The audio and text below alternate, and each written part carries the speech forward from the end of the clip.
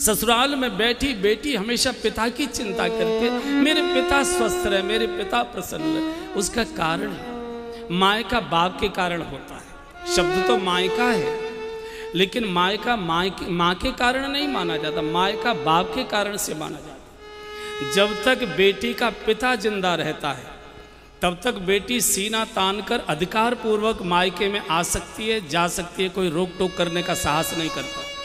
लेकिन पिता की मृत्यु के बाद माँ चूँक भैया और भाभी के अधीन हो जाती है तो मायका फिर भैया भाभी की इच्छा से मिलता है, अधिकार पूर्वक नहीं मिलता। इसलिए आपने देखे होंगे प्रसंग, जब किसी की माँ की मौत होती है बेटी रोती तो है लेकिन अपने को संभाल लेती है। लेकिन जब उसको समाचार मिलता है कि मेरे पिताजी नहीं रहे, मेरे पिता की मौत हो गई, इतना रोती है, इतना रोती। और जब पहली बार पिता की मृत्यु पर अपने मायके में आती है, दहाड़ मारती आती है, हाँ करती आती है और सबसे पहले अपने घर के मुख्य द्वार पर पछाड़ खाकर गिरती है। बहुत देर तक देहली पर पड़ी रहती है। उसको लगता है अब ये देहली मेरे लिए पराई हो गई, अब इसमें मैं स्वेच्छा से नहीं आती, आज सकती जा सकती। इसलिए बाप के लिए बेटी बहुत रोया करती है। हमारे पूज्य बापू कई बार सुनाया करते हैं कि किसी की बेटी को दुख देना हो,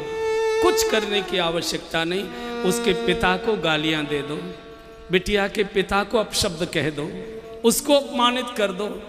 बहू सब कुछ सहेगी लेकिन मेरे बाबूजी को कोई कुछ बोले बहू सहन नहीं कर पाती, बिटिया सहन नहीं कर पाती।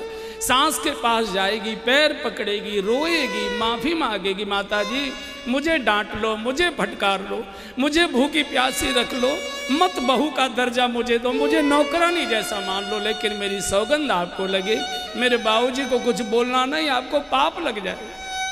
मुझे मालूम है कि मेरे गरीब बाप ने कैसे कैसे कर्जा करके मेरे हाथ पीले किए।